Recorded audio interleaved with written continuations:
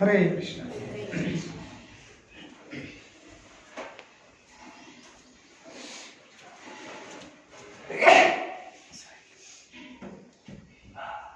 అయితే ఈరోజు నుండి మనం శ్రీమద్ భాగవతం ప్రారంభిస్తాం. ప్రథమ స్కందం ప్రథమ శ్లోకం. ఇది చాలా పెద్ద శ్లోకం ఉంది. ఓం నమో భగవతే వాసుదేవాయ జన్మాద్యసేతః అన్వయ ఇతరతస్ చ అర్థేషు అభిజ్ఞ స్వరాట్ తేనే బ్రహ్మహృదయ ఆది కవయే ముహ్యంతి యత్ సూరయ తేజో వారి మృతం యథా వినిమయో త్రిసర్గ అమృషః ధామ్న స్వేన సదా నిరస్త కుహకం సత్యం పరం ధీమహి. ఇది మొట్టమొదటి శ్లోకం.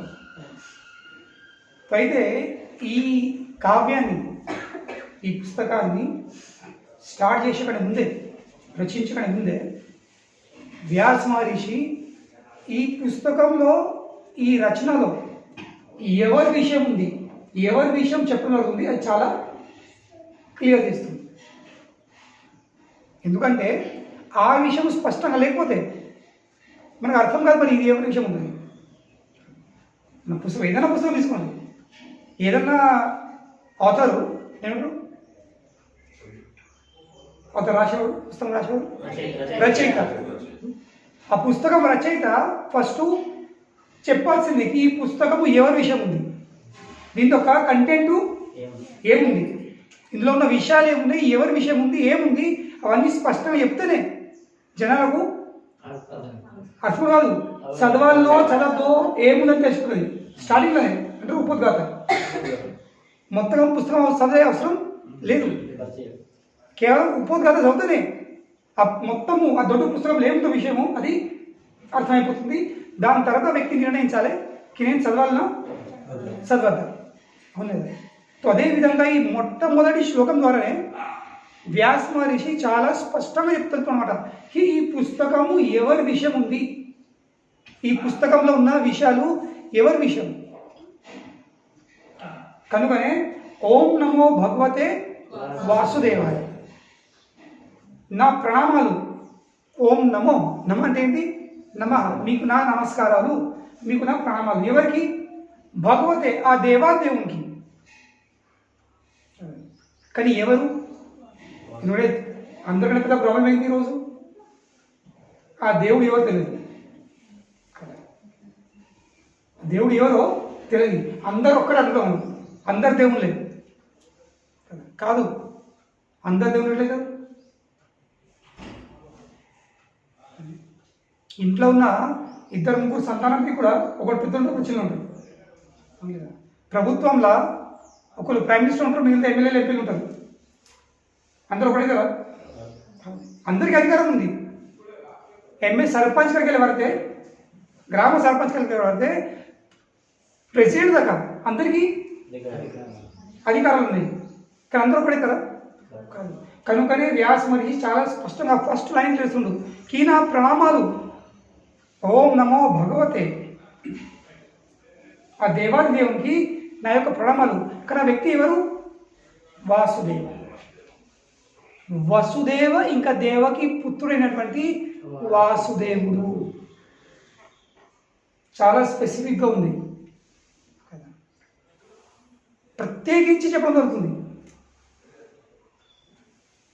జనరల్ కాదు, ఇట్లా ఏదో కొలు ఎవరికొన్న ప్రణామాలు లేదు. ఇప్పుడు గజేంద్రుడు 8వ స్కందంలో గజేంద్రుడు భగవంతుని ఆహ్వానిస్తుంది 30 శ్లోకాలు కలుపు. ఇప్పుడైతే ఆ గ్రహం ఆ ముసలి కాల్బట్టి లాగేసిందో 30 శ్లోకాలు పలికిండు. కానీ ఆ 30 శ్లోకాలు గట్టిగా గమనించినట్లయితే అందులో ఎక్కడ కూడా భగవంతుని పేరు అన్నది లేదు. ప్రత్యేకించి చెప్పాడు, ఎందుకంటే గజేంద్రుడు తెలియదు. కానీ ఒకటి మాత్రం తెలుసు, ఎవరో ఒకరు ఉన్నారో తెలుసు. కానీ ఎవరొకరు ఎవరో అది తెలియదు.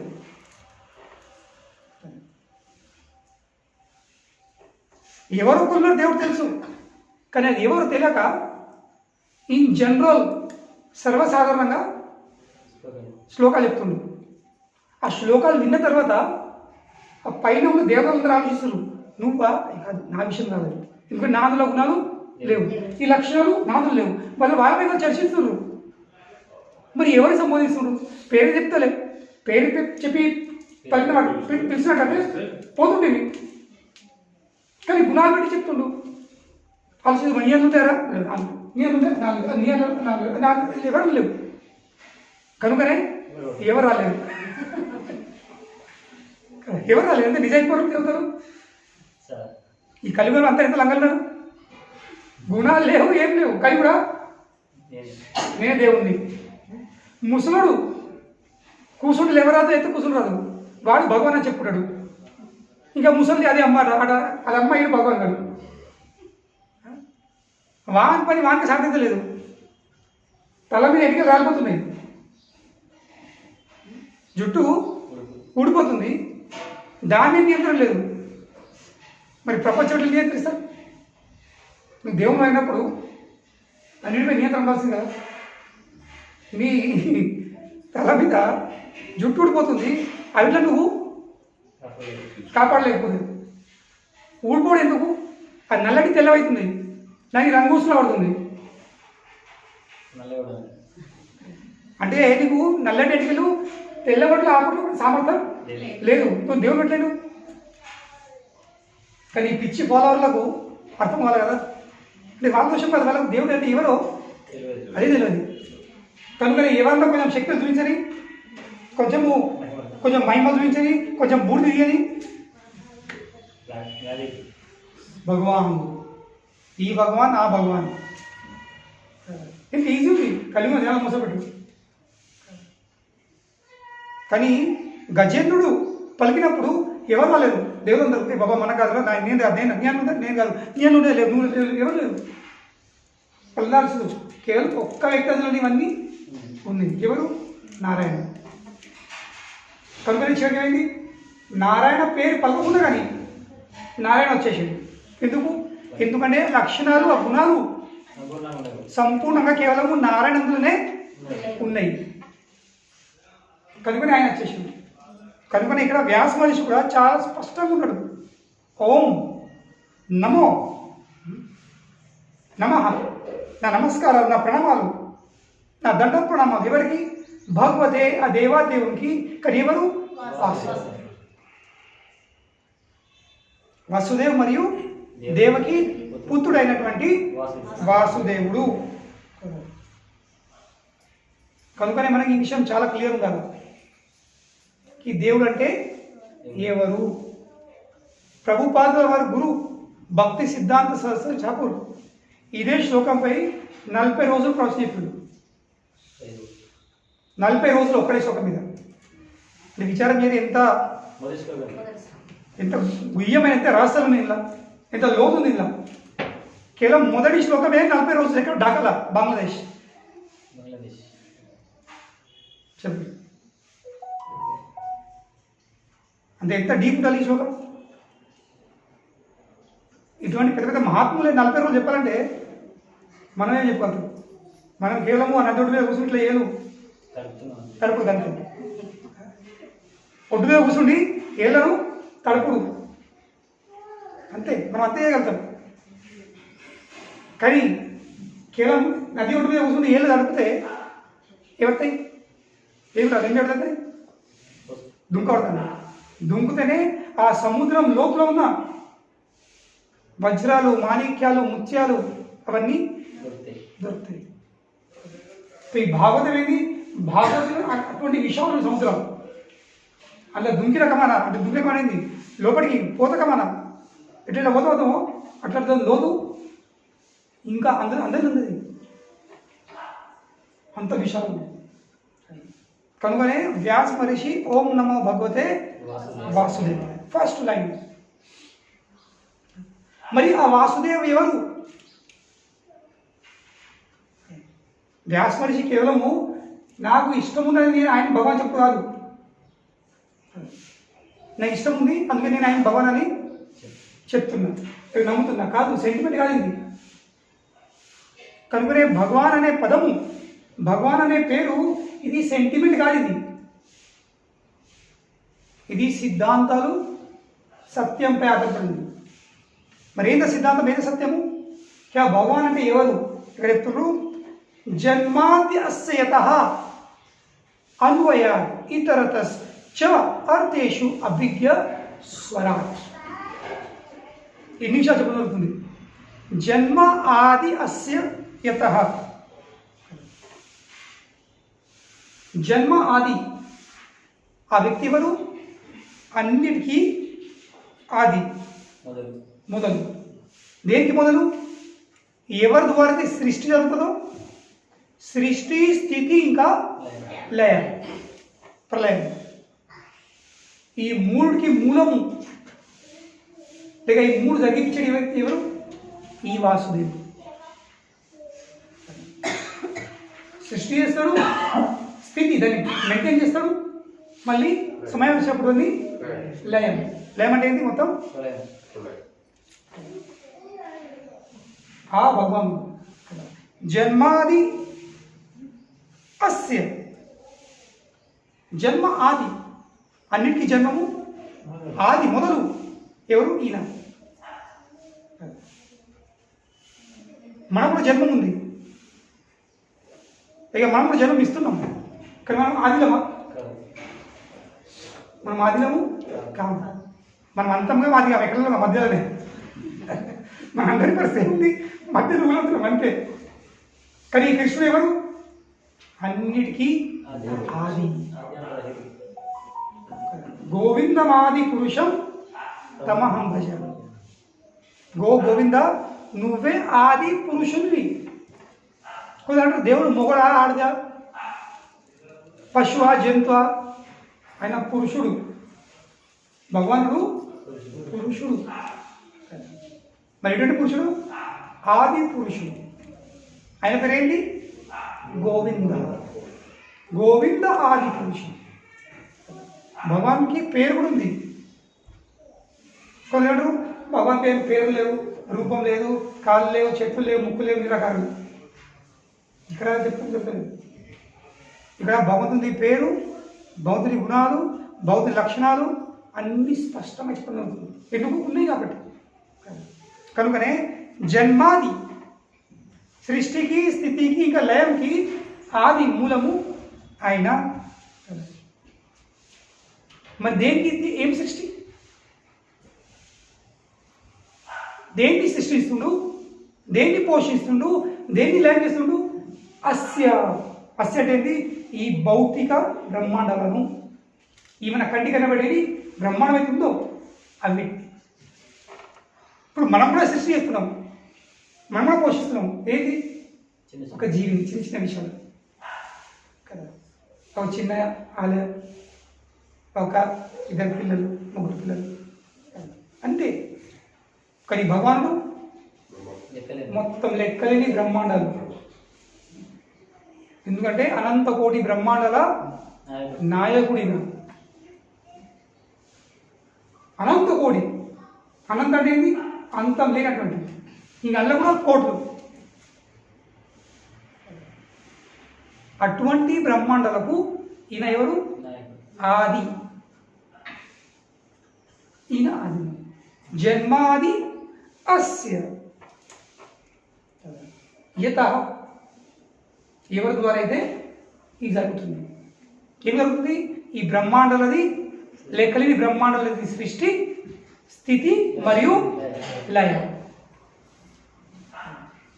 జన్మాది అస్య యత, ఈ మూడు శబ్దాలు. జన్మాది అస్య, అస్య అంటే ఈ ప్రపంచం, యత ఎవరి ద్వారా పడుతుంది. మళ్ళీ ఎట్లా? అన్వయాత్ ఇతరతస్. అన్వయాత్ అనేది ప్రత్యేకించి, డైరెక్ట్లీ, స్వయంగా. ఇంకా సెకండ్ ఇతరతస్, పరోక్షంగా. ప్రత్యక్షంగా, పరోక్షంగా.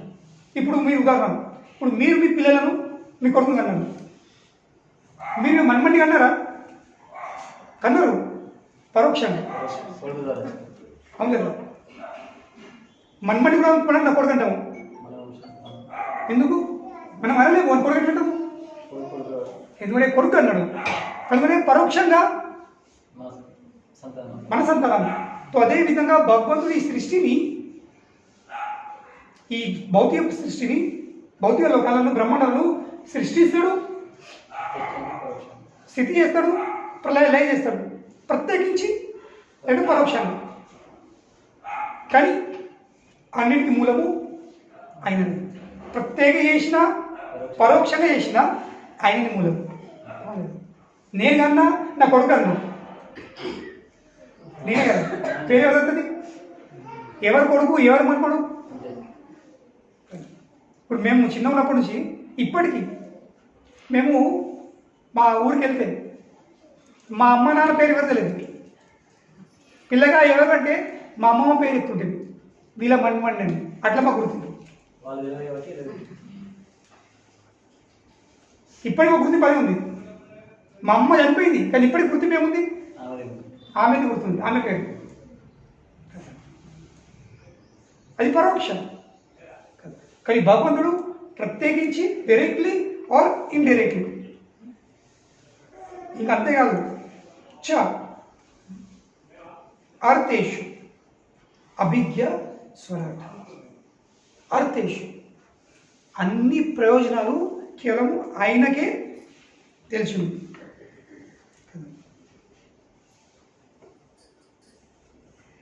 అంటే సృష్టి చేసే ప్రయోజనం, స్థితి చేసే ప్రయోజనం, లయ చేసే ప్రయోజనం కేవలము ఆయనకి తెలుసు, ఎవరు తెలియదు. చాలామంది అడుగుతారు బౌద్ధ ఎందుకు స్టేషన్ ఆయన వాడి ఆయన తప్ప ఎవరు తెలియదు, తెలుసు కదా. ఇప్పుడు మనకు అడగని ఎందుకు కొడుకు వెళ్దాం, పిల్లలు ఎందుకు వెళ్దాం, ఏమని చెప్తాం చెప్పగలుగుతారా? ఏం ఆన్సర్ ఉంది? మనమే ఆన్సర్ చేయలేము. ఇల్లు ఇల్లు ఇల్లు కట్టుకున్నావు, లేదా ఇంటి మంచి ఎందుకు కట్టుకున్నావు, దానికి ఏం ఆన్సర్ ఉంది? చెట్లు ఎందుకు కట్టుకున్నావు, దానికి ఏం ఆన్సర్? ఒకటే ఆన్సర్ ఇస్తాం, నా ఇష్టం. అవును లేదా, నాకు నచ్చింది, నా పైసా, నా సొంపు, నా దాని ముందు నేను పెట్టుకున్నాను, నువ్వేంది, ఇది ఆన్సర్ ఇస్తాం. కనుకనే అన్నీ అర్థేషు అన్ని యొక్క ప్రయోజన కదా, అన్ని ప్రతి ఒక్క యొక్క ప్రయోజన కేవలము ఆయనకే తెలుసు. ఇటు లేదు ఈ సృష్టి చేసి ఇప్పుడు దుకాణం కదా, ఇప్పుడు సింపుల్ ఓ మెడికల్ షాప్ కానీ బట్టల దుకాణం కానీ, మనం మెడికల్ షాప్కి వెళ్తే ఓ ట్యాబ్లెట్ ఆడుతాం, అది ఏదో ఒక మూల ఉంటుంది, మనకంతా ఎక్కువ ఉండొచ్చు అని. కానీ ఆ షాప్ వ్యక్తి ఒక్క నిమిషంలో అవుతాడు, మూలకు చేరేస్తాడు, ఏ విధంగా మన ఇంట్లో కూడా చీకట్లో పోయినా కానీ కూడా బరోబర్ చేతలుతుంది. ఇప్పుడు నేను నాకు చెప్తాను, ఇప్పుడు 10 మంది పట్ల ఆరంభించాలి దండం మీద, నేను చీకట్లో పోయి కూడా నా బట్టను నేను తీసుకోగలుగుతాను. ఎట్లా? కేవలం స్పర్శలో, కేవలం ఇట్లా స్పర్శిస్తుంది అంతే. స్పర్శ మనకు ఏర్పడుతుంది, ఇది దోది నాది. అదేవిధంగా మీకు కూడా మీ ఇంట్లో ఏ మూలకు ఏ వస్తువు మీకు కదా తెలుసు. సో అదేవిధంగా భగవంతుడు కూడా ఇంత పెద్ద ఎన్ని బ్రహ్మాండాలు ఉన్నాయి, లెక్కలేని బ్రహ్మాండం పట్ల ఏ మూలకు ఏ జీవి ఎక్కడుంది, ఏం చేస్తుంది, ఏం ఆలోచిస్తుంది, అవన్నీ ఆయనకు తెలుసు. ఆది భగవంతుడు ఉన్నప్పటికీ ఈ లక్షణం ఆయనతో ఉండాల్సింది. He is directly and indirectly conscious of all manifestations. ప్రత్యేకించి కానీ పరోక్షం కానీ ఆయనకు అన్నీ ఎక్కడ ఏం జరుగుతున్నాయో తెలుసున్న వాడే భగవానుడు. ఇప్పుడు ఈ భగవాన్ ఎవరిది ఈ లోకంలో భగవాన్ చెప్పుకుంటారు, మనకు అడుగుంది, వాడు అన్నం తిన్న తర్వాత మన కడుపులో ఏం జరుగుతుందని తెలుస్తుందా? ఏం చెప్పాలి? వాళ్ళు ఏదో కొంచెం భూలేస్తారు, కొంచెం బాగా ఉన్నట్టున్నది, ఇదేంది అదేంది, స్వామి ఇట్లా తెలుసు. ప్రపంచం అందరికీ అది ఉంది, అది ఎప్పటికంతే.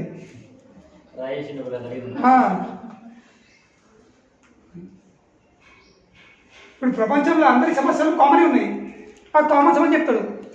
నీకు చాలా బాధ ఉంది, ఇదంతా నడితే స్వామి తెలుసు కథ.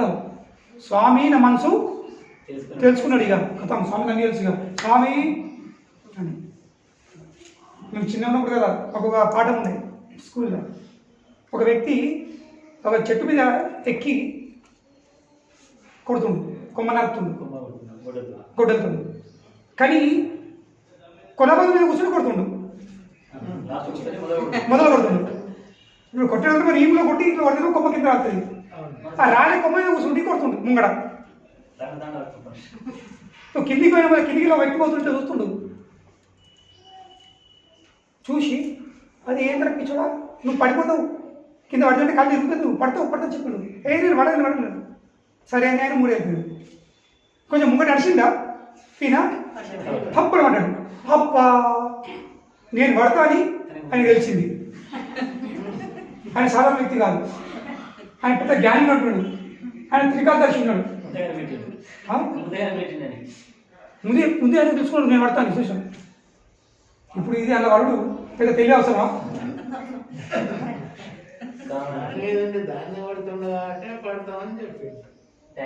కానీ వీళ్ళకి తెలియలేక సార్ ఈ పడేమంటున్నాడు. అబ్బాయి ఎంత పెద్ద మహాత్ముడు, నేను పడతానే ముందే తెలిసిపోయింది. నేను దొరకమైంది. అయ్యా నిమ్మడబడ్డాడు. ఇక నువ్వు చెప్పు, ఇంకా చెప్తాను ఏం తెలియదు. చెప్పు అంటే ఇంక నీకు అన్నీ చెప్తా చెప్పు రాదు. నేను ఎప్పుడు చచ్చిపోతాను చెప్పు, ఎందుకు బతుకుతా.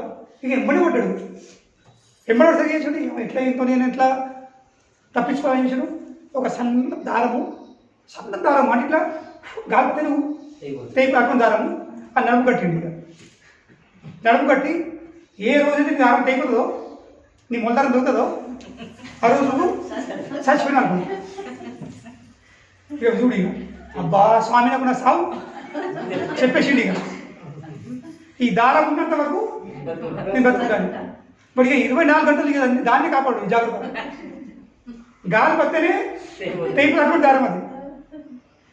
ఒకరోజు ఏమైంది, తెగింది దారం, తెగింది. ఈ పోయి శ్మశానంలో అన్నాడు. ఇక నేను చచ్చిపోయినా. మరి ఏమైందంటే నేను చచ్చిపోయినా. అరే చచ్చిపోయి ఎట్లా మాట్లాడతాను? నువ్వు చచ్చిపోయి ఎట్లా మాట్లాడతావు? నువ్వు చెప్పే విషయం అంటే ఈ లోకంలో ఎటువంటి పిచ్చోళ్ళు ఉన్నారు. ఈ అటువంటి పిచ్చోళ్ళ సమూహ కలిసి అవుతుంది ఒక వ్యక్తిని ఏనుకుంటుంది. ఇక భగవాన్ నువ్వే దేవుడు. ఇక కథం కొంచెం బూడి తీసుకుంటా. అరే ఒక చటాకు బూడి తీస్తాడు దేవుడు అయిపోయాడు. మరి ఇంట్లో ఉన్న కట్టెలో పోయి దినము కిలోల కొద్ది బూడి తిడుతుంది. అదెంత పెద్ద దేవుడు ఉండాలి. కట్టెలో పోయి పెట్టుంది ఎంత కాలం బూడి వెళ్తుంది. మరి బూడి దేవుడా అంటే అర్థం చేసుకో. జనం ఎంత పిచ్చోళ్ళు ఎంత ఎట్లా మోసపోతున్నారు అంటే అజ్ఞానం ఎంత వ్యాప్తమే ఉంది. కానీ భగవంతుడు అటువంటి భగవాన్ అన్నప్పటికీ ఏ మూలకు ఈ ప్రపంచంలో ఏ మూలకు ఎక్కడేం జరుగుతుందో సంపూర్ణంగా ఎరిగి ఉంది ఆయన. ప్రత్యేకించి పరోక్షంగా అన్నిటికీ ఆయననే మూల కారకుడు, ఇంకా మూలం అన్ని తెలిసింది ఆయన. ఇది భగవాన్. ఆ భగవాన్ విషయం ఇక్కడ ఈ భాగవతంలో చర్చించడం జరుగుతుంది. అభిజ్ఞ అంటే ఏంటి? సర్వము తెలిసినవాడు. అజ్ఞ అంటే ఏంటి? జ్ఞానం. అంటే ఇది అజ్ఞుడు అంటే ఏంటి? చాలా తెలివివంతుడు, అన్ని విషయాలు తెలిసినవాడు. కృష్ణుడు ఎవరు? అభిజ్ఞ. జన్మాది అస్యయత అన్వయాత్ ఇతరతస్ చ అర్థేషు అభిజ్ఞ. అన్ని తెలుసు, ఆయనకు తెలియని ఏం విషయము లేదు. మరి ఎవరి విషయము? సర్వం, అందరి గురించి, అన్నిటి విషయం. కేవలం వ్యక్తులే కాదు, ఏ చోటుకు, ఏ మూలకు, ఏ ఇత్తనం ఏ గింజ లాకెత్తిందో అని తెలిసింది. సాధ్యం అది, మనకు సాధ్యం అది. ఏ బ్రహ్మాండంలో ఏ మూలకు ఇప్పుడు మన ఇంట్లో ఏ మూలకు ఏ జీవపురుగు ఇప్పుడు పిల్లలు పెడుతుందో గుడ్లు పెడుతుందో మనకు తెలియదు, క్రాయం తెలుసు. మన ఇంట్లో ఎన్ని ఎలకలు తెలుసు మనకు? ఎన్ని ఎలకలు ఎక్కడ పిల్లలు చెప్తుంది తెలుసా? ఎలక ఇంకా చిన్న పెద్దగా ఎన్ని దోమలో తెలుసా? కానీ భగవాన్ అన్నప్పటికీ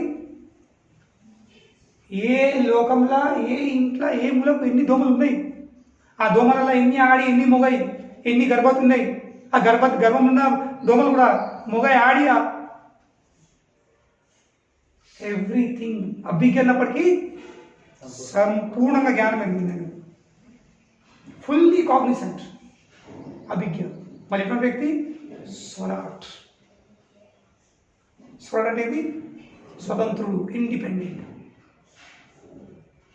ఆయన ఎవరు కూడా కంట్రోల్ చేసేది లేదు, ఎవరు ఆయన నియంత్రించేవాడు లేరు, ఎందుకంటే ఆయనే అందరినీ నియంత్రిస్తుంది. ఇది భగవాన్ ఒక లక్షణం.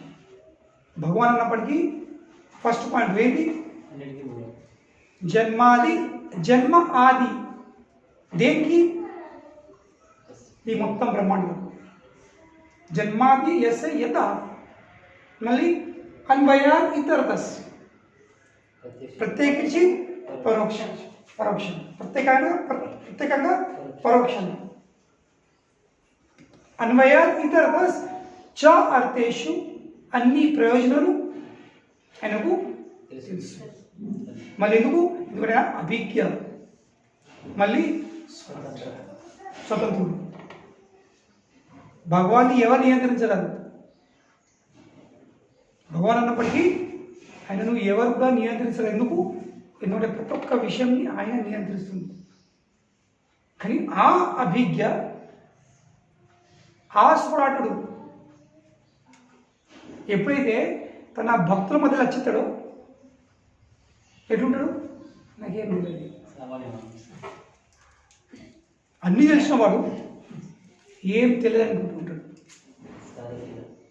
బ్రహ్మదేవుడు వచ్చి దుడలను పిల్లలను మాయం చేసింది. బౌద్ధ ఎటుకుడు ఎత్తుకుతుంది, ఎటువేది. ఇప్పుడు ఎత్తే పని ఏమిటి? మనది. మరి చేతిలో అదే అన్నం పెరగన్నం పెట్టుకోని ఇంకా జస్ట్ తింటాను తీసుకున్నాడు. అప్పటికే చూసానే దూడలు రాడుతుంది ఇట్లా బయట దూడదు అందరికి పిల్లలందరూ లేచి, అందరు బాగులందరూ లేచి మెచ్చుకోవాలి, కూర్చోరు. మీరు లేవకూడదు, తినప్పుడు మీరు లేవద్దు. మేము కూడా వస్తాం, ఒక్కరు ఏమి ఇస్తుంది, నేను కూర్చొని మీరు తినరు, మీరు తింటారు. నేను చూశాను భగవంతుడు ఏం తెలినట్టు నటిస్తుంది, మెదులుతుంది, ఏం తెలియదు. ఇది భగవాన్ గొప్పతనం. మన పరిస్థితి ఏముంది? మనం ఏం తెలియదు, ఎట్లా నటిస్తాం? అన్నీ తెలిసినట్టు. ఇది తేడా మనలో. ఇంక భగవంతుడు మనకి ఏం తెలియదు, ఎట్లా వ్యవహరిస్తాం? నా అంత ఎవరు తెలియదు, నాకు తెలియని ఏ విషయము లేదు. ఎక్కడ ఏ మూలకు ఎవరు అవుతాయి ఎవరు అన్నీ చెప్తాను తండ్రి. ఎంత పెద్ద మోస్తాం అనేది ప్రతి ఒక్క వ్యక్తి భగవానే ప్రయత్నిస్తుంది. చూడలేదు, ఇంట్లో సాగది, బయట భగవాన్ అవుతుంది. ఇంట్లో భగవాన్ కా ఫస్ట్. ఇంట్లో ఒక భార్య ఒక పిల్లని నువ్వు కంట్రోల్ చేసుకున్న భార్య వినట్లే, కన్న పిల్లలు వినట్లే. ఏటువంటి భగవాన్ నువ్వు ఏమనంటాడు? లేదు నా మాయ,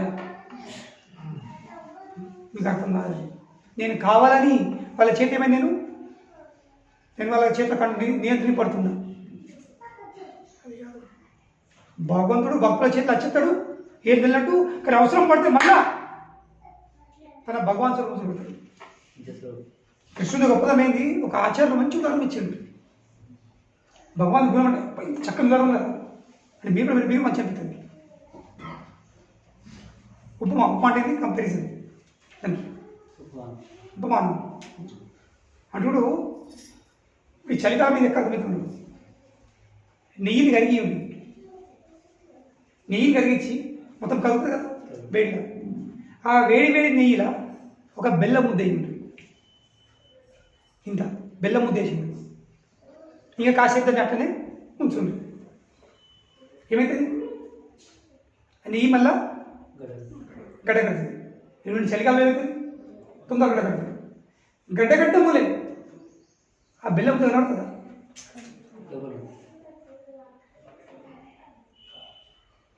లోపల ఉంది కానీ మన కంటికి ఎక్కడికి చూసినది కనపడదు. ఎందుకంటే కింద నెయ్యి, సైడ్ నెయ్యి, మీద నెయ్యి, ఈ పక్కల నెయ్యి, ఆ పక్కల నెయ్యి. అవును. అదేవిధంగా ఎప్పుడైతే భగవానుడు కృష్ణుడు తన భక్తుల మధ్యలో వచ్చేస్తాడు, ఆయన ఐశ్వర్యము, ఆయన గొప్పతనం ఏమిటిది? ఆయన కప్పేసుకుంటాడు. ఆయన బెల్లం మీద నెయ్యి కప్పినాడు, ఆవారణ వేసుకున్నాడు కృష్ణుడు. ఎందుకంటే ఆవరణ లేకపోతే భక్తులు భగవంతుని ఆ ప్రేమ సంబంధాలు పెట్టుకోలేదు. సంబంధం ఉంటుంది. ఎటువంటి సంబంధం? భయం. నువ్వు స్వామివి, నేను దాసుని. ఎప్పుడు ఎంత దగ్గర నుంచి భయం ఉంటుంది. ఇప్పుడు మీ పిల్లలకు ఎంతలో ప్రేమించారు మీరు, ఎంత దగ్గర దిగండి, కానీ కొంచెం భయం ఉంటుంది. ఆ సంబంధం అంతా ఫ్రీగా ఉండేది. అదేవిధంగా భక్తుల ఇంకా భగవంతుల మధ్యలో ఎంతో ఫ్రీ అయినా కానీ కొంచెం భయం ఉంటుంది. అది వైకుంఠ భావం. వైకుంఠంలో కూడా భక్తులు ఉన్నారు. వైకుంఠంలో కూడా భక్తులు ఉన్నారు. కానీ వాళ్ళ మధ్య సంబంధం ఎట్లుంది? Sir good morning, sir good afternoon, sir చాయ్ తాగుతారా, సార్ అన్నం తింటారా, సార్ తింటారా. అదేంటి? All and reference. All and reference అనేది ఐశ్వర్యంతో నీకు ఉన్న సంబంధం. అది చాలా ఫార్మల్ సంబంధం. ఇప్పుడు మనం ఆఫీస్కి వెళ్తాం, స్కూల్కి వెళ్తే ఎట్లా? Good morning sir. కానీ ఇంటికి ఎట్లా సంబంధం? ఫ్రీ ఉంటుంది. వైకుంఠం అంటే ఏంటి? చాలా ఫార్మల్. అక్కడ ఎందుకంటే భగవంతుడు కూడా చాలా ఫార్మల్ ఉంటాడు. నారాయణమూర్తి ఎట్లుంటాడు? నారాయణమూర్తి ఎలా ఉంటాడు? తిరుపతి ఐశ్వర్యం పొంది సూట్ బూట్ మీద ప్రభుత్వ ఉదాహరణ ఇస్తాను. హైకోర్టు జడ్జు కోర్టులకు రాని అందరూ పడతారు. ఆ వకీళ్ళు కూడా భయపడతారు. వాళ్ళు ఎట్లా సంపాదిస్తారు? My lord, your honour. చిన్న చూసి మై లార్డ్ అంటే ఏంటి? అయ్యగారు, యువర్ ఆనర్, ప్రభు అన్నట్టు అలా సంబోధిస్తారు అందరూ. వకీలు కానీ లేక ఇతర మై లార్డ్ అంటారు. కానీ అదే హైకోర్టు జడ్జు ఇంటికి రాని సాయంత్రం కోర్టు పనులను ఓడుకొని ఇంట్లో వచ్చిన మనమని ఉంటాడు. తాత గుర్రం అంటాడు. తాత ఏమైనా గుర్రం అవుతాడు. ఇంకా మనబడి ఉంటాడు, గుర్రం నడతలేదు. అప్పుడు కొడతాడు మనమడు. తాత ఏమంటాడు? గుర్రంకి ఆకలి అవుతుంది, అందుకని నడతలేడు. మరి గుర్రమే ఆకలి ఎట్లా పోతుంది? గుర్రంకి బిస్కెట్ కావాలి. ఇక ఒక బిస్కెట్ నువ్వు నడాలి, నడతా, ఒక బిస్కెట్ తింటే నడతా అని మనబడి ఎక్కుతాడు. చేతులు కొడతారు, కాలు కొడతారు. అప్పుడు తాత అంటారు, ఏంద్రా ఏం సంగతి? నేను కోట్లోకి వెళ్తే 100,000 మంది నాకు సలాం సాగు, ఓ ప్రభు అందరు దండ పెడతారు, నువ్వు నాకేం గుర్రం కాడు చేస్తున్నావు? ఎందుకు ఎక్కడైనా? ఎందుకంటే మన్మథుని ప్రేమ సంబంధము స్థాపించడానికి ఆయన ఉదయం ఎత్తాడు, ఆయన ఉదయం పక్క పెట్టేస్తాడు. అదేవిధంగా కృష్ణుడు బెల్లం లాంటి వాడు, సర్వశక్తిమంతుడు, అభిజ్ఞ స్వరాటుడు. కానీ తన ప్రియమైన భక్తుల మధ్య వచ్చరికి ఏమవుతాడు? కప్పేసుకుంటాడు. తన ఐశ్వర్యాన్ని, తన గొప్పతనాన్ని మొత్తం కప్పేసుకుంటాడు. ఎందుకు? ఇది ఉండనంటే నా భక్తుని ప్రేమ సంబంధం కాదు. ఇంకా నాకు కావాల్సింది ఏంటి? వాళ్ళు ప్రేమ కొద్ది నన్ను తిట్టాలా, నన్ను ముద్దులాడాలా, నన్ను నన్ను ఒడగొట్టాలా, నేను ఓడిపోతే వాళ్ళని నా భుజాలను ఎక్కించుకొని నేను పరిగెత్తాలా, ఇవన్నీ మాట్లాడతారు. కృష్ణుడు ఓడిపోతాడు కావాలని. ఎందుకు? అందుకనే తీపి ఉంది. గెలుచుట్లా తీపి లేదు. ఈ భౌతిక లోకమైంది. నేను గెలిస్తేనే నాకు ఆనందం వస్తుంది. కానీ వైకుడి భావం ఏముంది? అక్కడ గెలుచుట్లో ఆనందం లేదు. అక్కడ ప్రతిపక్షం ఎదురు పక్షాన్ని గెలిపించుట్లా ఆనందం, ఓడిపోవట్లో ఆనందం ఉంది. చూడండి ఏముంది? అవి ఈ భౌతిక లోకంకి ఆ ఆధ్యాత్మిక లోకం ఎంత నడుస్తుంది. భౌతిక లోకంలో ప్రతి ఒక్కడు నేనే గెలవాలి, నాన్న సాగాలి, నేనే అనేది సై. అది ఇంట్లో కానీ బయట కానీ. ఇంట్లో భార్య భర్త గొడవ అవుతుంది. కానీ ఒక్కరన్నా సరే నువ్వే రైట్ నేను రాంగ్ అని ఒప్పుడే ఆ సెకండ్కి గొడవ అయిపోతుంది. కానీ గొడవ ఎందుకది? గొడవ కారణం ఏంది? నేనే సై, నేను అన్నదే సాగాలి. నేను ఒప్పుకో నేను లొంగ. కానీ మర్చిపోదాం ఎదురు పక్షం అదే ఉంటుంది. కనుకనే సంసారము మొండితనం ఎత్తిరాది. సంసారంలో అడ్జస్ట్మెంట్ ఉండాల్సింది. పరిస్థితులు బట్టి అడ్జస్ట్మెంట్ చేసుకోవాల్సింది. మొండితనము అన్ని సమయంలో పనికిరాదు. అన్ని సమయంలో ఎప్పటికీ పనికిరాదు. మొండితనం చేసావా అవుట్ అయిపోతుంది. ఇప్పుడు నేను నరసింహ షాప్కి వెళ్ళిన చీర కొనడానికి కదా, మేము దిగుతున్నాం మూమెంట్లు లేదని మళ్ళీ వేసిండ్రు. మేడం రండి కొత్త బ్రాండ్ వచ్చింది చూడండి. 3 చీరలు వేసిండు, నచ్చినాయి. దిగినా మేము కింది ఆల్రెడీ ఫస్ట్ ఫ్లోర్ నుంచి గ్రౌండ్ ఫ్లోర్ వచ్చేసాం. కానీ పిలిచారు మళ్ళీ అయినా నచ్చినాయి. అలా నచ్చినాయా? తేనా నాకు నచ్చలేవు, కానీ నేను కాంప్రమైజ్ అవుతున్నా.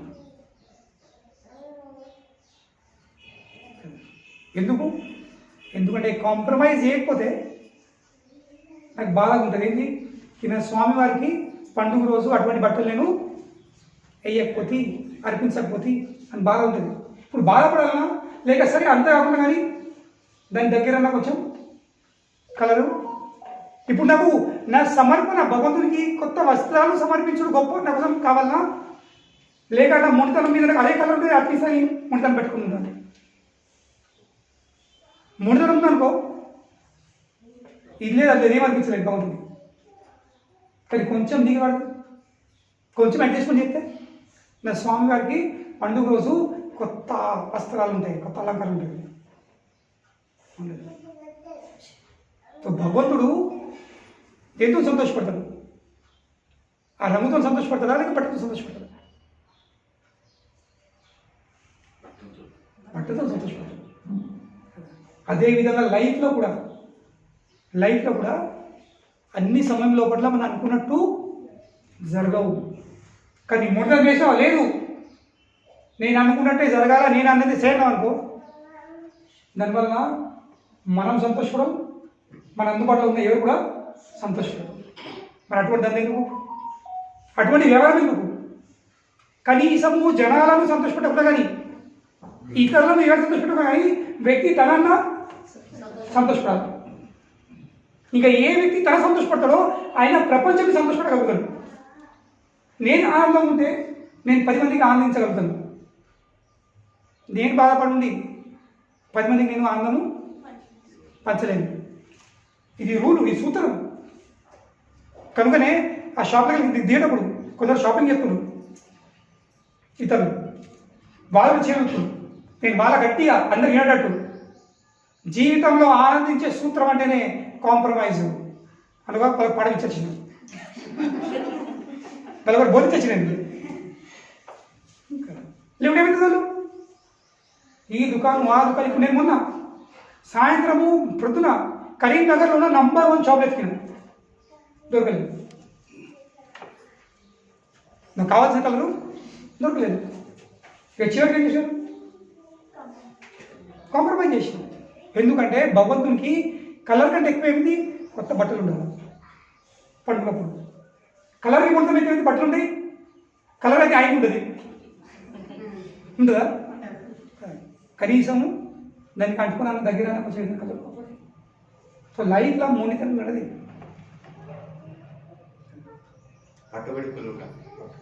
You should always have a grey zone. అవసరం పడ్డప్పుడు కేవలం బ్లాక్ వైట్ కాదు, అదే బ్లాక్ వైట్ కాదు, కొంచెం మధ్యలో గ్రే జోన్ కూడా అవసరం పడినప్పుడు కొంచెం మెత్త కావాల్సింది, అడ్జస్ట్ కావాల్సింది. ఎందుకు? అప్పుడే ప్రేమ సంబంధం అయితే. ఇప్పుడు ఈ హైకోర్టు జడ్జు ఇంటికి వచ్చి ఇంటికి కూడా జడ్జిలో వెళ్ళిపోయారుకో కొందరు ఉంటారు, నేను బయట ఇంట్లో గౌరవిస్తున్నాను అట్లా ఇంట్లో గౌరవం కుక్క దిగా సోదరు ఇంట్లో కుక్క దిగదలను నేను చూసిన ఇది. కానీ అదే కొంచెం అడ్జస్ట్ అయిందా, కొంచెం తన ఓదను ఆ కోడిని ఓదను కోటలు పెట్టి రావాలి.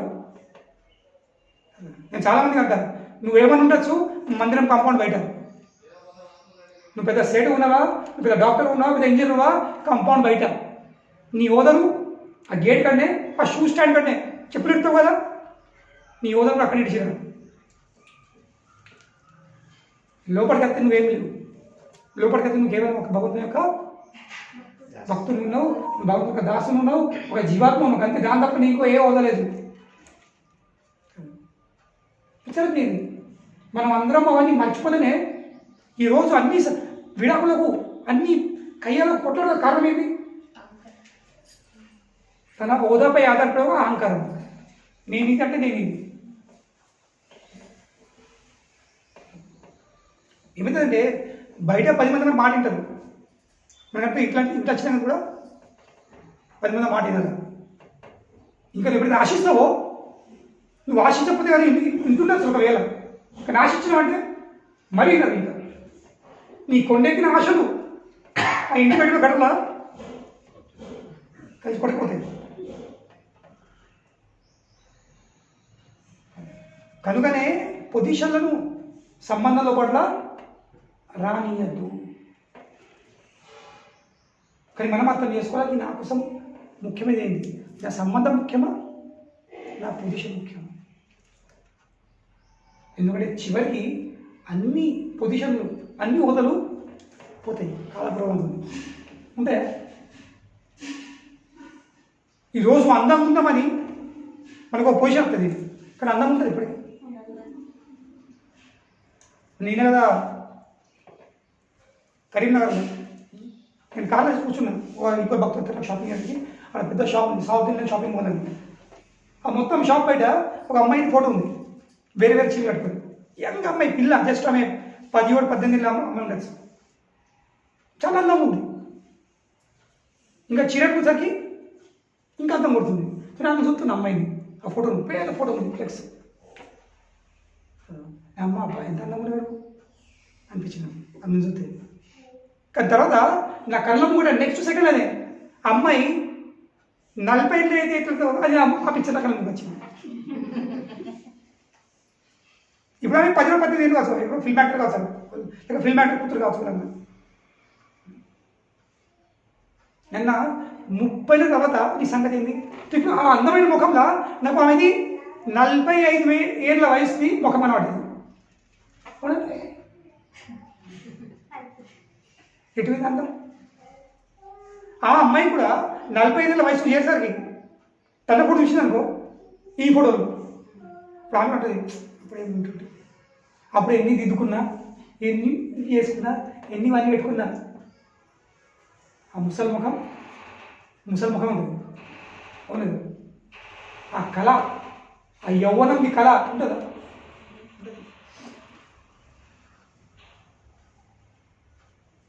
ఎందుగా అంటారు కదా, పెళ్ళి ఫిక్స్ అయితే పెళ్ళి కన్నా ముందు ఆ అమ్మాయితో ఒక అబ్బాయి ముఖం మీద గ్లో వస్తా అంటారు. నేను మా అమ్మ ఒకసారి పెళ్ళి కలట, మా అమ్మ ఉన్నాను నాకు తెలియదు. తిన్న వాళ్ళు వచ్చిండ్రు, అవును పెళ్ళి కల లేదే ముఖం మీద ఉంటుంది. అదేముంటుంది మామూలు అదేముంటుంది అంటే ఇట్లా మామూలుగా చెప్తుంది. నాకు దిగలే, నాకు తెలియదు కదా, దిగినట్టు చెప్తుండే. పెళ్లి కళ ఉంటుంది అట, అది విచిత్రమైన ఒక కళ్ళల్లో స్పార్కు, ఒక నవ్వు, ఒక వేరు విచిత్రం ఉంటుంది. కానీ ఆ పెళ్లి కళ, పెళ్లి కంటే ముందు ఉండే పెళ్లి కళ ఏంటిది? కళ అయిపోతుంది. ఎటుదా కళ మారుతుంది, ఆవిరైపోతుంది ఈ కాలక్రమంతో. కనుకనే ఇప్పుడు అమ్మాయి, నేను చెప్పి చూసిన అమ్మాయి, నేను పెద్ద సౌత్ ఇండియన్ షాపింగ్ మాల్కి నేను మోడల్ అని ఇట్లా అన్నాను అనుకో, ఏమిటి రెండో పెళ్లి సెట్ అవుతుంది. రెండో పెళ్లి సెట్ కాదు, కానీ నేను ఒక సాధారణ అమ్మాయి అనుకుంది అనుకో, దెబ్బకి పెళ్లి సెట్ అవుతుంది. ఇప్పుడు అది ఆలోచించాలి, నా పొజిషన్ నా హోదాను అడుగుతుంటానా, లేక నేను పెళ్లి చేసుకుని సంసారం ఇస్తాను. సో అదే విధంగా మనం కూడా ఈ లోకంలో ఓ కుటుంబంకి ముఖ్యంగా సంసారం, మీరు కానీ నేను కానీ మేము సంసారం పడుతున్నాం. మందిరం నడుపుడు సంసారమే, ప్రచారం చేసుకుని సంసారమే కదా. ఇప్పుడు మీరున్నా నేనున్నా, ఇదో సంసారం కదా. ఇదో సంసారం, కొత్త సంసారం ఏర్పడుతున్నాం మనం. సంసారం అంటే ఈ సంబంధం. కానీ మన మధ్య సంబంధం మంచిగా ఉండాలంటే ఏం కావాల్సింది? మీరు మీ హోదా మర్చిపోవాల్సింది, నేను హోదా మర్చిపోవాల్సింది. అప్పుడు మనం ఒక్క స్థాయికి వచ్చి నేను మీ సేవ అవుతాను, మీరు నా సేవ అవుతారు. ఈ సేవ ఉన్నప్పుడు అవుతుంది. ఇప్పుడు సంబంధాలు స్థాపిస్తాయి, ఆ సంబంధాలు ఉన్న సంబంధాలు ఇంకా గట్టిగా అయిపోతాయి. ఇంకా ఆ అల్లనే తీపి ఉంది, అల్లనే మాధుర్యం ఉంది. అచ్చుట్ల పోట్ల మాధుర్యం లేదు. ఇప్పుడు ఈ కార్యక్రమం ఉద్దేశం ఏముంది? తెల్లారి మళ్ళీ క్లాస్ పెట్టడం ఏం ప్రయోజనం? సంబంధం ఇంకా గట్టిగా చేసుకో. ఎందుకంటే టైం గడపగలుగుతున్నాడు. ఓతో టైం గడిపి ఒకవేళ మాట విని కూర్చుంటే ఒక్క తినుడు, ఒక్క ఇవుడు అనుకుంటుంది సంబంధం. కానీ మనం పురుషులు పెట్టుకున్నాం అనుకో, మనం రాలేము, ఒక్క ఉండలేము, ఒక్క ఏం చేయలేము, సంబంధము ఉండదు. కనుకనే మన పొజిషన్ని అందరికంటే పెద్ద ఆటంకం. కానీ భగవానుడు అందరికంటే గొప్ప మీద పొజిషన్లో పడిపిస్తుండు. ఆ బెల్లం ముద్దలాగా నెయ్యిలో పడి తన ఐశ్వర్యం, తన వైభవం నిలుస్తుడు, మొత్తము కప్పేసుకుంటుంది. నెయ్యి సలవడంటే బెల్లం కన్నవాడు. కనుకనే బృందావనం ఎప్పుడు భగవంతుడు అక్కడో ఎవరైనాను దేవుడు అని అనేవాడు. ఇది అనిపించదు అట్లా. 11 సంవత్సరాలు కృష్ణుడు బృందావనం ఉన్నాడు గోకులంలో. కానీ 11 సంవత్సరాలలో లెక్క లేని రాక్షసులను చంపేసింది, వధించింది, సంవరించింది. కానీ ఒక్కసారి కూడా కృష్ణుడు తన రూపంని పెద్దగా గొప్పగా ఏం చేయలేదు. ఉన్న స్వర్గంలోనే ఉన్నది ఉన్నట్టే రాక్షసులను సంవరించింది. దేవుడు కూడా అనుకుంటారు సర్వసాధారణ పిల్లల్లాగా. కేవలం ఒక్కడేసారి తన రూపంని పెద్ద వేసుకున్నది. ఎప్పుడు? ఒక్కడేసారి అగాసురుని చంపారు. అగాసురుడు అనే పెద్ద రాక్షసుడు ఏర్పడి వచ్చిండు పాము రూపంలో, పేద పెంచ రూపంలో. నోరు తెచ్చుకుంటాడు. కింది మీద భూమి మీద, మీది మీదేమో ఆకాశం. అంత విశాలమైంది. ఆ మొత్తం ఇట్లా నేలకి పరిచెప్తే జలకి అనిపించింది, పెద్ద హైవే అనిపించింది, 6 లేన్ హైవే. అంత పెద్ద పాము. తో పిల్లలందరూ బాబా ఎంత మంచి ఆడుతుంది, చుట్టూరు పాము ఉందని దగ్గర చూస్తారు. కదులుతుంది, లోపలికి వేడి ఆగిస్తుంది, గప్పు గప్పు వాసవుతుంది. ఇది పామే ఉంది. కానీ కూడా పోదాం లోపలికి, దుగ్గుదాం, చూద్దాం ఏముంది. ఎందుకు ఉంది అనిపించింది. నిజం ఈ పాము కూడా నమ్మకం కలిగింది, ఈ పామే గుహ కాదని. కడుపులో కూడా వచ్చారు. ఎందుకు తెలుసా? వాడు ఏమంటుడు, ఈ రాక్షసంగా ఏం ప్రాబ్లం ఉంది? మన కృష్ణుడు లేడా? మన కృష్ణుడు లేడా? సంపెత్తడి ఇది కూడా. ఏం నమ్మకం, ఏం రిస్క్. నమ్మకం ఒక లక్షణం ఏంది, శ్రద్ధ ఒక లక్షణం ఏంది. మనం రిస్క్ తీసుకోవడానికి సిద్ధపడతాం. నమ్మకం ఉంటే రిస్క్ తీసుకోవడం సిద్ధపడతాం. నమ్మకం లేకపోతే కదా అవుతుంది కాదు. ఎన్నో కష్టపడికిండు. ఉన్నాడు దేవుడు, ఈ స్తంభంలో దేవుడు ఉన్నాడా? సర్వవ్యాప్తం అంటావు కదా, సర్వవ్యాప్తం అంటే సమయంలో కూడా ఉండాలి, ఉన్నాడా?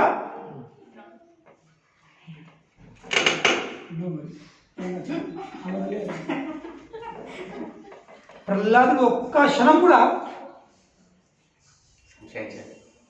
ఆగుదా, ఎలాంటి సంశయం లేకుండా ఎస్ ఉండండి. ఈయన మాట అయిపోయిందో లేదో, ప్రశ్న అడిగి అయిపోయిందో లేదో, ప్రహ్లాదు ఆన్సరు రెడీ. దాన్ని ఏమంటారు? నమ్మకం. ఎంత పెద్ద తీసుకోలేకపోతే కానీ భక్తులు ఆ నమ్మకం పెట్టుకొని రిస్క్ తీసుకుంటారు కాబట్టి ఏమవుతుంది? భగవంతుడు అవతరించుడే, ప్రకటించుడే. భగవంతుడు ఆ సమయంలో అవతరించాడు, ప్రకటించాడు. భగవంతుడు ఆ ఆకాశం నోటిని వచ్చాడు. వీళ్ళందరూ ఆల్రెడీ ఆ ఆవికి, ఆ విషం అనుకున్న ఆవికి తట్టుకోలేక చనిపోయారు, పడిపోయారు. మూర్ఛ కాదు, ప్రాక్టికల్ డెడ్. అప్పుడు కృష్ణుడు చూసి, అరే కృష్ణుడు మళ్ళీ ఇంత తొందరపడుతున్నా, కృష్ణుడు బాగా డోంట్ గో పాము సంపెట్టది, దొంకుడు ఎగురు కూడా మళ్ళీ ఎటువంటి రిస్క్, దొంకు కూడా ఎగురు కూడా వాళ్ళు పోతున్నారు పండుగలాగా కదా. పార్టీ చాలా ఎందుకు సీదా ఫేత్, ఆ నమ్మకం ఉండాల్సింది. అసలు ఆ నమ్మకంతో భక్తులు ఏమైనా పనిచేసిరా? వెనుక ముందు కాదు, వెనుక ముందు దగ్గర కానీ ఎగురుతున్నారు, అనుకుంటున్నారు. ఎగినప్పుడు వెనుక ముందు అవుతాం కదా. This is the asset of a devotee. భక్తుని ఆస్తి అంటే ఏంటి? నమ్మకం. భక్తుని దగ్గర ఇంకేం ఆస్తి ఉంటుంది? ఏముంటుంది ఆయన దగ్గర? కానీ ఒక్కటి మాత్రం గట్టి ఉంటుంది, ఏంటి? నమ్మకం. ఆ నమ్మకంతో వాడు ప్రపంచంని గెలవచ్చు. ఎట్లా?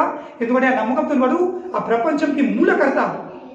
జన్మాద్యసయత ఆ కృష్ణుడు వాడు ఏం చేస్తున్నాడు? వశం చేసుకున్నాడు. ఇక కృష్ణుని వశం చేసుకున్న తర్వాత ఏమిటది? మొత్తం ప్రపంచమే వశం వచ్చినట్టు. ఇప్పుడు నేను రాజశంని కట్ చేసుకోనుకో, ఆయన దుకాణం ఎవరిది? అదే కదా, సింపుల్ కదా.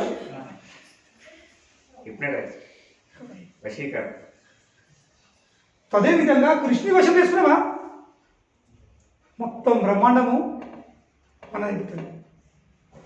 ఇది ట్రిక్. కనుకనే కానీ ఆ కృష్ణుని వశం చేసుకునేది మంత్రం ఏముంది? సూత్రము ఫెయిత్, శ్రద్ధ. ఎటువంటి శ్రద్ధ? ఎగురుకుంటా, దుంకుకుంటా, రిస్క్ తీసుకోవడానికి సిద్ధం కాదు. జంపింగ్ బ్లైండ్లీ जो का देखा जाएगा, है ना बाबा? भगवंतुడు అవుతున్నారు, అరే రుకో రుకో రుకో రే రుకో రుకో అని శ్లోకం ఉంది. మళ్ళీ వాళ్ళు నోట్ వచ్చిన తర్వాత శ్లోకం ఒకటి, కృష్ణ ఇస్ బికమింగ్ అన్కంఫర్టబుల్. ఏం అంటే సర్వశక్తివంతుడు ఏమైండు? ఆగమాగం అవుతుంది. అంటే ఆయన కూడా మర్చిపోతుండు. ఎందుకు? నేను మర్చిపోకపోతే ఆ సంబంధము ఉండదు. ఆ సంబంధంలో తీపి ఉండదు, మాధుర్యం ఉండదు, ఏదో హాయ్ హలో. హాయ్ హలో లేకపోతుంది, హాయ్ హలో లేకపోతే మజా కుछ మజా नहीं. మజా ఎప్పుడు ఉంటుంది? క్యా బే చల్ బే రా రా పోరా అన్నది, అందులో మజా ఉంటుంది. కృష్ణుడు కావాల్సింది అది, అబే అరే తోరే అది కదా. ఇది Krishna. Narayanamurthy sir good morning, sir నమస్తే. కానీ కృష్ణ అరే ఇరవై కృష్ణుడు కదా గోవర్ధనుడు ధరించినప్పుడు కృష్ణుడు నేను ధరించినాను. వాళ్ళ ఫ్రెండ్ బ్రాహ్మణ ఫ్రెండ్ ఉంటుంది మధుమంగ, నువ్వేం ధరించావు, నీకేం శక్తి ఉంది? నేను నా బ్రహ్మ తేజంతోనే ఆ గోవర్ధన్ని కాపాడిన, నన్ను లేవట్లేదు. లేవు నువ్వా? కొంచెం ప్రియులతే కొంచెం బాధైతేనే భయపడి తల్లి వాళ్ళు ఉడుకుతావు. నువ్వా గోవర్ధన్ లేవట్లేదు? చెప్పు, ఇంత అధికారం ఎవరికి? భక్తులు తిడుతున్నారు. ఎప్పుడైతే యశోదమాత కృష్ణుని కట్టిపెట్టిందో ఆ చెక్క రోగాలకి, ఆ రెండు చెట్లు కూలిపోయినాయి. కూలిపోయిన వాళ్ళకి కృష్ణ పడ్డాడు ఇట్లా. తప్పుడు బలరాముడు వచ్చాడు. ఎవరు ఎవరు ఎవరు అరే తమ్ముడు ఏమైంది ఏమైంది మా పిల్లలు కట్టిపెట్టింది ఎవరు కట్టిపెట్టింది అని బలరాముడు కోపంతో పోయి లోపల కుడుతుంది. ఎవరిని? యశోదను. నువ్వేమనుకుంటున్నావు? ఏం తెలుసు? ఆ కృష్ణుడు ఎవరు? తమ్ముడు ఎవరు? అన్ని అవతారాలు మూలము వరహ నరసింహ భగవన్ అన్ని అవతారాలు ఏర్పడుతుంది. వాడి సృష్టి పెద్ద నడుపుతుంది కృష్ణుడి విషయం. కాబట్టి యశోద ఉంటుంది అచ్చా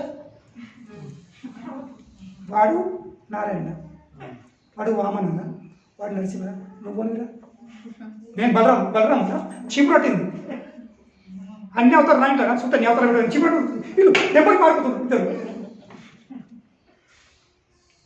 ఆ చేతిలో కట్టేసి చూసి భయపడి బలరాం మారిపోతుండు, కృష్ణుడు మారిపోతుండు. అన్ని అవతారం నా ఇంట్లో వచ్చాడు కానీ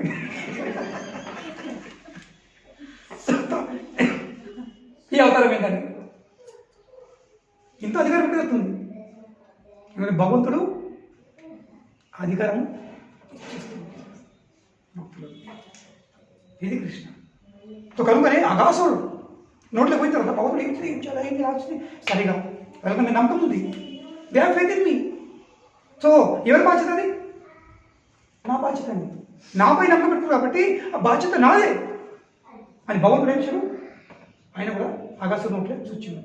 చూసండి అగస్త్యం పంపించాను. ఎస్ నా ఏమంటారు మై ప్రే నా ఆహారము వచ్చేసిందిగా నోరు మూసేసింది. నోరు చూస్తుంది దూడలు కానీ ఆ గోపాలు అందరూ ఎక్కువ పడిపోయినారు. కృష్ణుడు అరే నోరు బంద్ ఉంది, గోపాలు పడిపోయినారు, ఎవరు కూడా సోయలేదు. అప్పుడు భగవంతుని విషయుడు స్వరూపాన్ని పెంచుకొని మొత్తం ఇంట్లో వేసుకున్నాడు. ఇదే మీది దవడాన్ని జాబ్ దవడాన్ని మీది దవడ లేచి అప్పుడే వల కొట్టి అదే పట్టుకుని మళ్ళీ వీళ్ళంతా లేచారు. మళ్ళా ఒరిజినల్ స్వరూపం ఎందుకు వాళ్ళ ఈ స్వరూపం అంటే నన్ను ఆడపదిగా నన్ను దేవుడు పిలుస్తారు, నన్ను మొక్కుతారు, నన్ను దుంకరు, నన్ను ఎగరరు, నన్ను తిట్టరు, నన్ను బెదిరియరు, నన్ను పరిశ్రమ చేయరాలు. Krishna wants that. ఇది కృష్ణ. ఆయన అభిజ్ఞ, అన్ని తెలుసు, ఆయన తెలియని ఏ విషయం లేదు. But he behave as if does not know anything.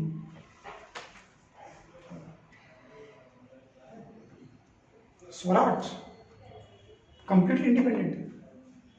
కానీ ఏమవుతుంది? భక్తుల చేతిలో నియంత్రింపబడుతుంది. ఇది కృష్ణ. ఆ కృష్ణుడి విషయము ఈ భాగవతం చెప్పబడుతుంది. కనుక Vyasa Maharshi is very clear what is the subject matter of the content of this book. జన్మాద్యస్య యతః, అన్నిటికీ ఆది ఆ వ్యక్తి. జన్మాది యస్య యతః, అన్ని భౌతిక ప్రపంచ బ్రహ్మాండం సృష్టి ఆయన జరుగుతుంది. పోషణ, సృష్టి, స్థితి, ప్రళయ, హీఈస్ అ కాజ్. మళ్ళీ ప్రత్యేకించి పరోక్షంగా ఆయన అన్నిటికీ మూలమే. మరి ప్రత్యేకించి పరోక్షం ఆయనకు తన సృష్టి విషయం అన్నీ తెలుసు. Is a knower of everything, అభిజ్ఞ. But at same time is independent. ఎవరి ఆధ్వర్యంలో ఉండి ఆయన పనిచేయలేడు, స్వతంత్రుడు. ఇది ఈ శ్లోకంది ఫస్ట్ లైన్. ఓం నమో భగవతే వాసుదేవాయ. జన్మాద్యస్యతః అన్వయాత్ ఇతరతస్ చ అర్థేషు అభిజ్ఞ స్వరాట్. The English translation.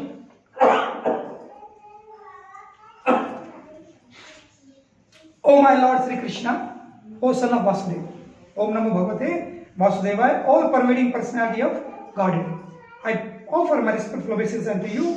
I meditate upon Lord Krishna because he is the absolute truth, the primeval cause of all causes. అన్ని కారణాలకు ఆయనే కారణుడు. దేని కారణుడు? క్రియేషన్, సృష్టి, స్థితి, సస్టెనెన్స్ అండ్ డిస్ట్రక్షన్, లయ ఆఫ్ ద మేనిఫెస్టెడ్ యూనివర్సెస్, మనకి కనబడే బ్రహ్మాండాలకు. He is directly and indirectly conscious of all manifestations. ప్రత్యేక పరోక్షంగా ఆయనకు అన్ని అవగతమై ఉంది. అండ్ ఈజ్ ఇండిపెండెంట్, స్వతంత్రుడు, because there is no other cause beyond him.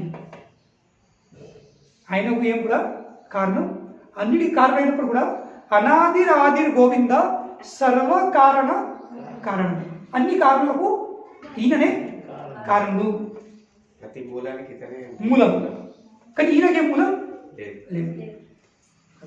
ఆ భగవంతుని విషయము ఈ శ్రీమద్ భాగవతంలో నేను మీకు చెప్పబోతున్నా, నేను రాయబోతున్నా. నా రచన అంటే ఇది అనే వ్యాస మహర్షి ఈ శ్లోకాలల్లో కృష్ణుని ఇంట్రొడక్షన్ చెప్తాను. Is the first line of the shloka. మళ్ళీ సెకండ్ లైన్ ఏంది?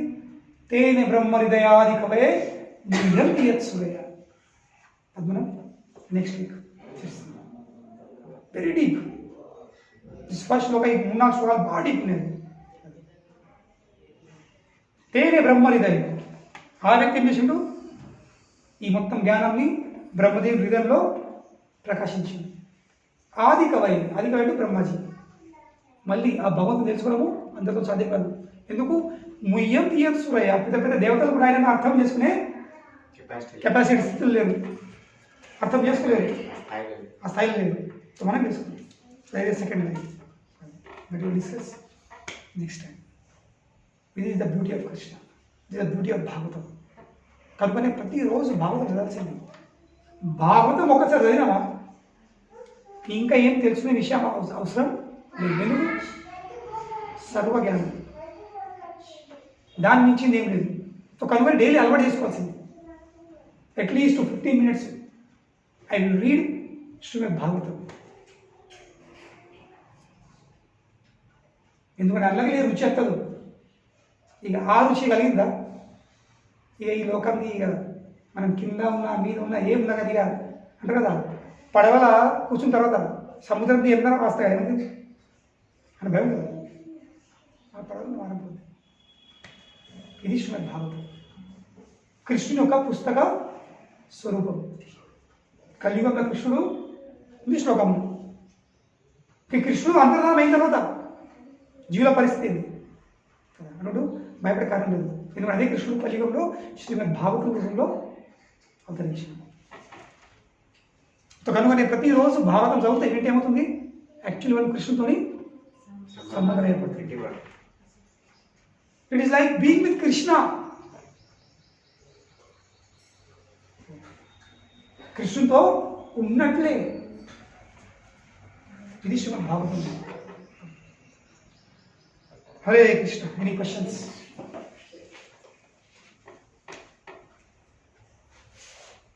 ఇప్పుడు గోలోకంలో యశోద మాత అక్కడనే ఉంటారా?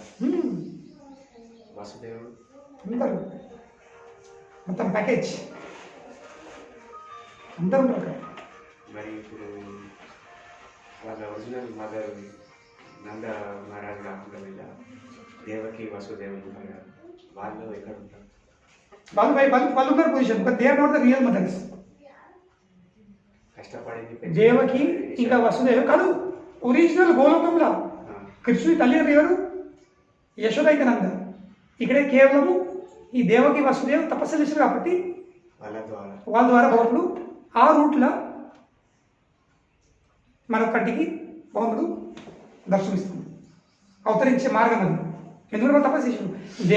యశోద ఇంకా నంద మహారాజు వీళ్ళు తపస్సు చేశారు. వాళ్ళు నిత్య సిద్ధులు, వాళ్ళు శాశ్వతంగా భగవంతుడు తల్లిదండ్రులే. దేవకి వసుదేవ్ వీళ్ళు తపస్సు చేశారు. 3 జన్మలు కోరుకున్నారు వాళ్ళు. యుగ తపస్సు చేశారు వాళ్ళు. దేవకి తపస్సు వాళ్ళ పేరేం కూడా మంచి పేరు మర్చిపోయి పెద్ద రాజులు సంతానం కావాలని తపస్సు చేశారు. భగవంతుడు ప్రకటించి 3 సార్లు విరమించారు. సరే తథాస్తు 3 జన్మలు. ఆడికి ఏం కోరికుంది కదా, అంటే మాకు మీలాంటి కొడుకు కావాలి. భగవంతుడు నాలాగా నేనే ఉన్నాను, ఇంకా ఎవరు లేరు. జెరాక్స్ కాపీ లేదు, కలర్ జెరాక్స్ లేదు, సెకండ్ డూప్లికేట్ కాపీ లేదు. ఐఎమ్ ఓన్లీ వన్ కదా. కనుక నేనే 3 సార్లు అవతరిస్తాను. ఫస్ట్ సూతప ఇంకా పృష్టి, వాళ్ళ కొడుకు పృష్టి గారు వచ్చింది. సెకండ్ సారి కశ్యప్ ఇంకా అదితి వచ్చినప్పుడు వామన అవుతారు. ఇక థర్డ్ ఇక దేవకి ఇంకా వసుదేవ్. అప్పుడు పవన్లు మూల కూడా వాళ్ళ ద్వారా వచ్చేసి. But original mother and father is Yashoda and Nanda spiritual వాళ్ళే అందరికన్నా ఇదేది జస్ట్ కొంచెం ట్రైలర్ हरे कृष्ण प्रभुपाद की जय, भद्राक्ष भागवतम की जय, आई गौर प्रेमानंदे।